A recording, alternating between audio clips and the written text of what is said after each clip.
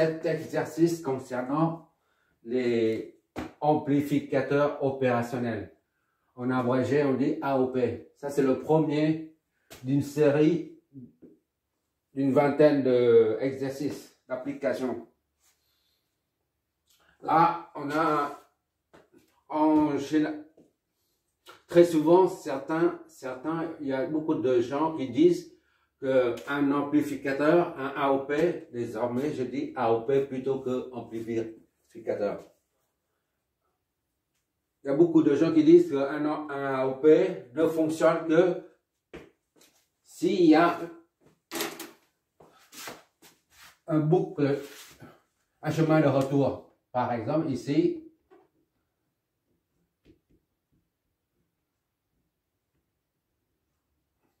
chemin de retour, c'est-à-dire ici c'est la sortie, d'accord? Chemin de retour, c'est ici. La sortie est réinjectée à l'entrée. Ou alors, ici, par exemple. D'accord? Voilà.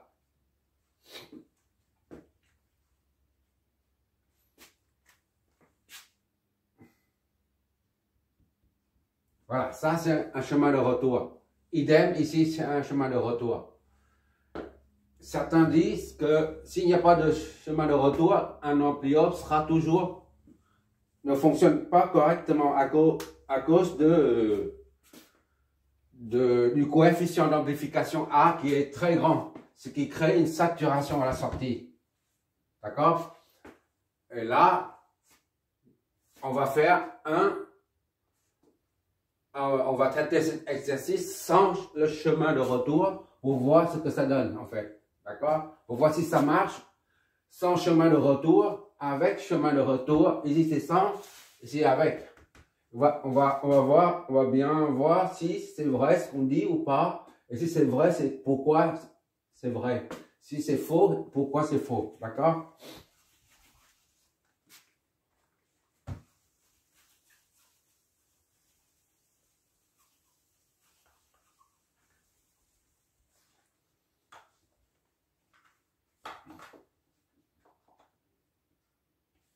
Et en plus, il y a quelques remarques à faire au préalable. En général, dans les circuits électroniques, on voit les amplificateurs, les AOP réels. C'est tout le temps des amplificateurs, des AOP réels. Mais lors de la conception ou des calculs de dimensionnement, on ne considère que les AOP idéaux. D'accord? Sur un circuit électronique, on a de vrais AOP. Mais lors de la conception et du dimensionnement, on ne considère que les AOP idéaux. Mais là, pour le premier exercice, on va traiter un AOP réel. Réel, qu'est-ce que ça signifie? Pour pouvoir, il existe bien une impédance d'entrée à ce niveau-là. Et une impédance de sortie à ce niveau-là. Et ainsi que le coefficient d'amplification qui n'est pas infini, qui est limité à 10 000, d'accord? On va bien voir que, en général, c'est pour un amplificateur AOP, pour un AOP idéal, l'impédance d'entrée est infinie et l'impédance de sortie est nulle. Et enfin, le coefficient d'amplification est maximal et infini. En l'occurrence, on a affaire à un AOP réel. D'accord? Donc, on a ces trois paramètres-là. Pour faire ça, on va redessiner le chemin.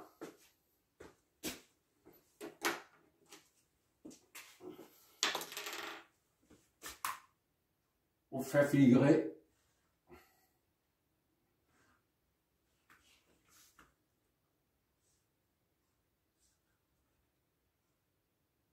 Voilà.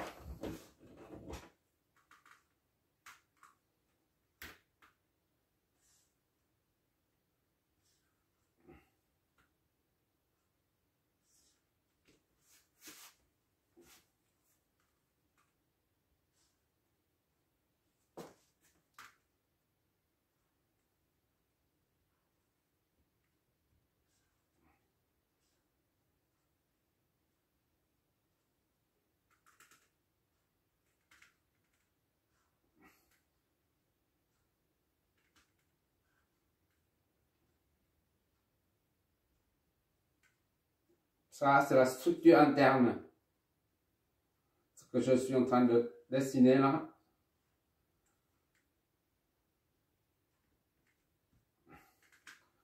Je mets en évidence les impédances d'entrée et de sortie.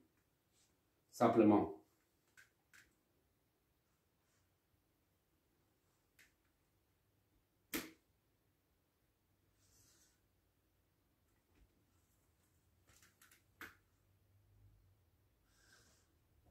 Voilà. Ça, c'est le plus.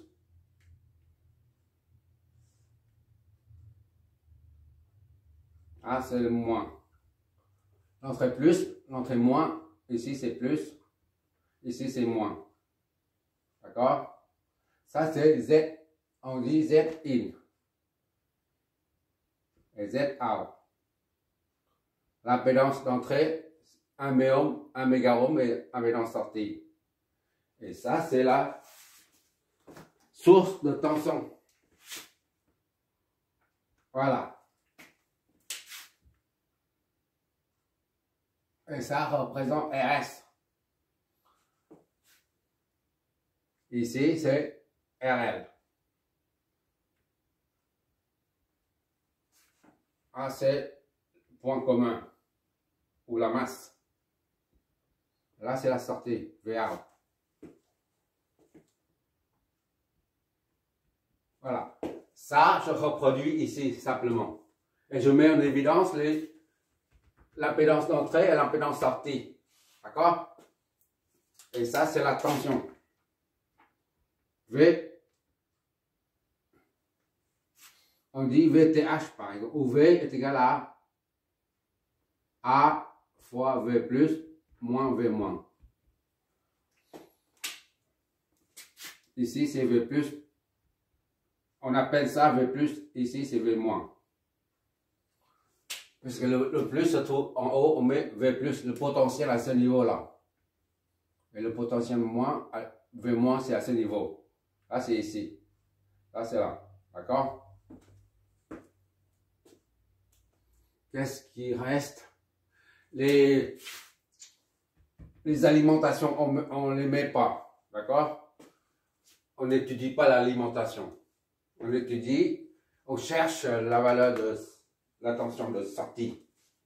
Et à partir de là, premièrement, on a un schéma de circuit. Après, on met en évidence, on met les valeurs caractéristiques de l'AOP. D'accord? A, c'est 10 puissance 4. Ici, on remet. Et à partir de là, on fait un schéma de calcul.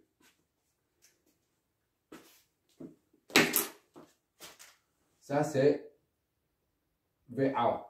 D'accord? Bon, maintenant, on va faire un schéma de calcul. Le schéma de calcul, c'est très simple. On enlève le triangle. Et il nous reste ça. Et tout ça. On enlève ce trait-là. D'accord? Parce que ça, c'est rien. Ça, c'est juste un symbole. Par contre, Z in, Z out, ce sont des résistances, les impédances d'entrée et de sortie. On les enlève pas. Juste les traits. D'accord? On y va.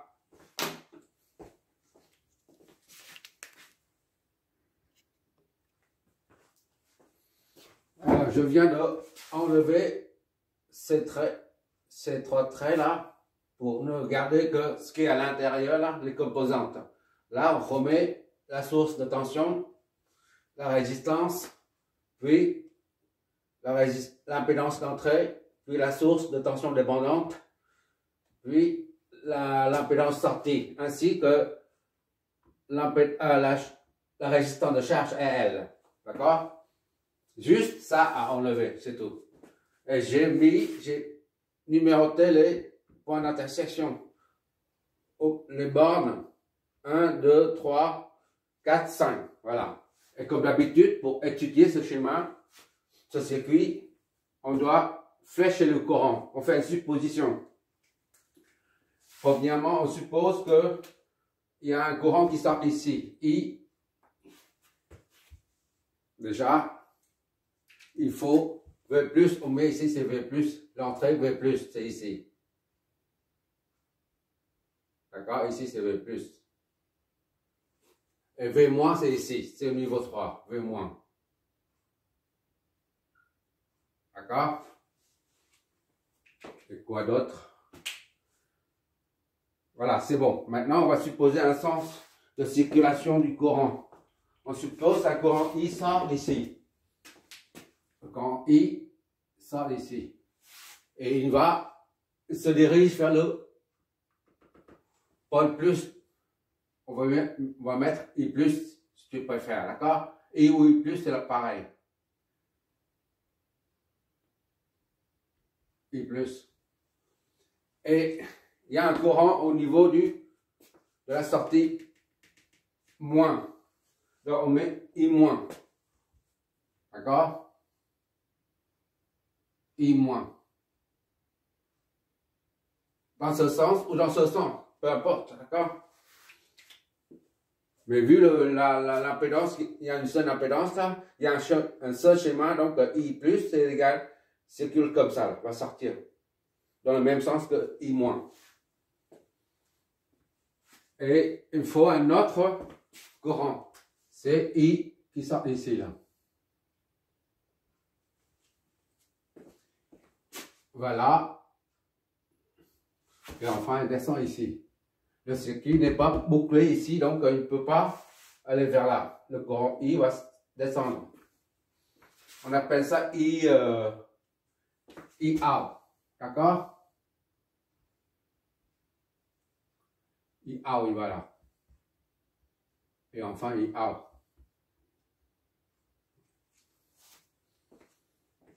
Et comme d'habitude, il faut flécher les tensions.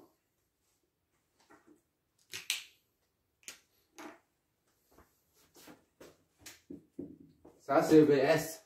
C'est une source de tension. Donc, les deux flèches de tension et flèches de courant, sont dans le même sens. Et là, c'est V 1, 2. La flèche de courant et de tension s'oppose. C'est V 1, 2. D'accord? Et ça, c'est V. Le courant va descendre ici. V.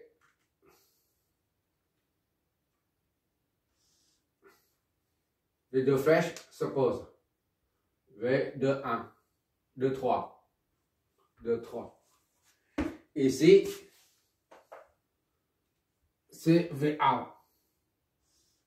D'accord? La sortie, c'est là, VA. VA, c'est la même que V40. D'accord? V40.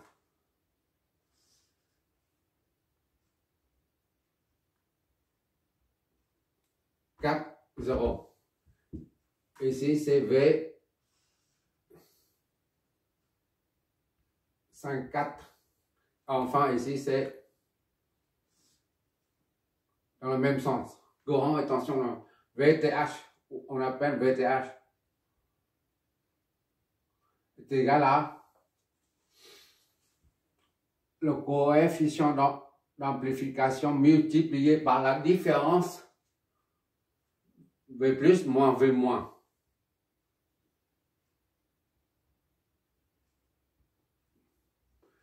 Ça explique le fait pourquoi on appelle VTH. Explique pourquoi on utilise ce losange. Parce qu'on voit très souvent, moi en premier, je vois très souvent sur le schéma de calcul, on voit ce genre. Un amplificateur. La sortie, c'est comme ça. On voit très souvent.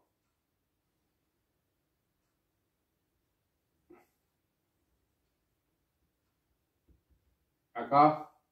Et ça, l'entrée.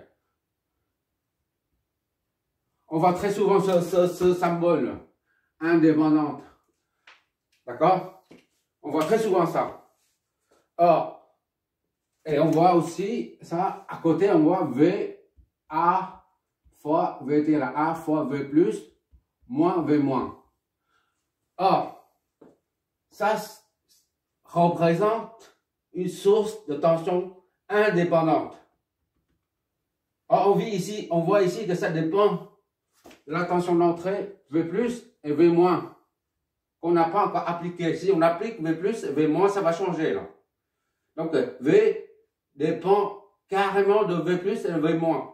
On ne peut pas dessiner ça comme un rond, un cercle. C'est contraire à la convention des symboles. On doit mettre un losange pour signifier qu'il s'agit d'une source de tension dépendant de deux choses. Du coefficient amplificateur et puis de la différence de potentiel, différence des deux potentiels. Donc, on met un losange, d'accord? J'ai un petit signalement, je signale ça. Sur le schéma électronique, on voit très souvent ça. Mais j'évite de mettre ça parce que c'est contraire à... Je vais effacer ça, c'est juste un rappel.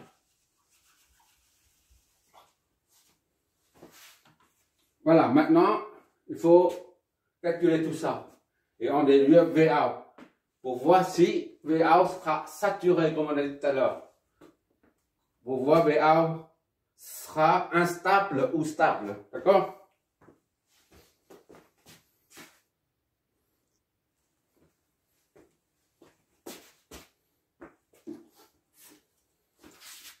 Ça, c'est comme si on avait un 10. V1, 10. 1, 0. Bon, on fait comme d'habitude. V1, 10. 1, 10. 1, 0 est égal à V1 moins V0 est égal à Vs. D'accord? Donc, V1 moins 0, V0 c'est 0. Moins est égal à Vs, Vs c'est 1 mA. 1 mA, d'accord? Ah, 1 millivolt. C'est le matin, moins 3. Donc, V1 est égal à 10 moins 3 volts. Ah, c'est le matin, je ne me suis pas encore réveillé. Et puis, on continue, comme d'habitude, V12 est égal à RS fois I, ou I plus. RS fois I. Disons I plus, pour être plus précis, parce que I entre dans la borne plus. I plus.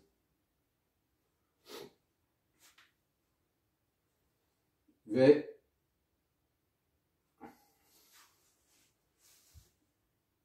moins V2 est égal à RS. RS c'est combien?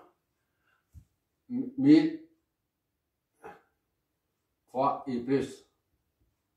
Donc I plus est égal à V1 moins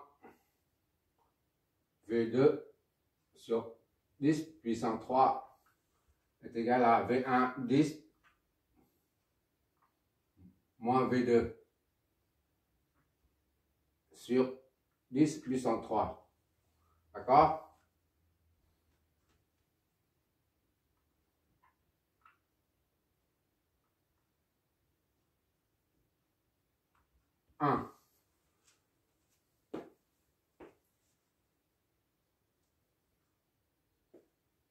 Maintenant, c'est V23. Je vois toujours. Ok, une dernière ligne.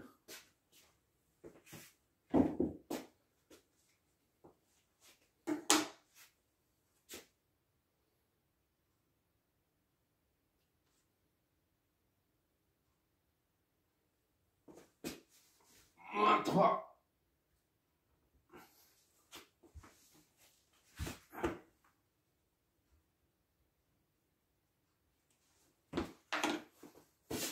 La dernière ligne.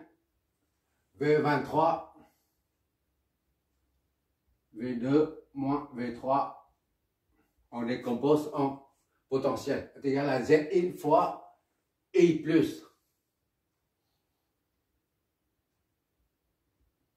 I plus, d'accord? V3 est égal à V0, c'est égal à 0. V2 moins V3 c'est 0. V3 c'est le même que V0. Z1 c'est 1 BO 10 puissance 6 fois I plus. I plus est égal à I moins là, ici, d'accord? Donc I plus est égal à V2 sur 10 puissance 6. Deuxième équation. Voilà. Et maintenant,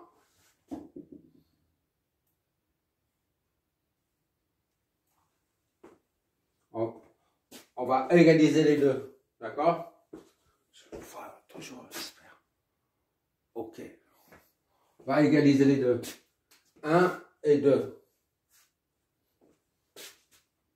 1 et 2.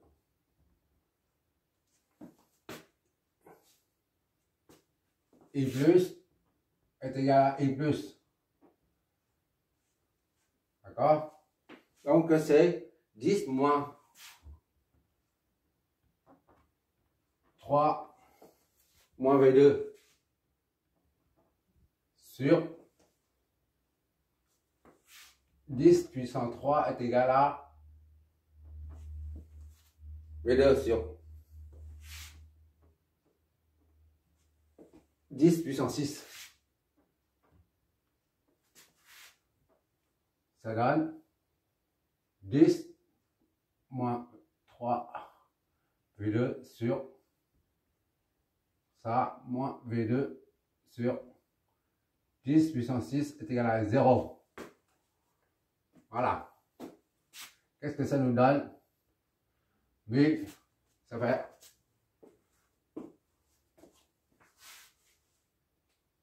divisé par ça, ça donne 1000.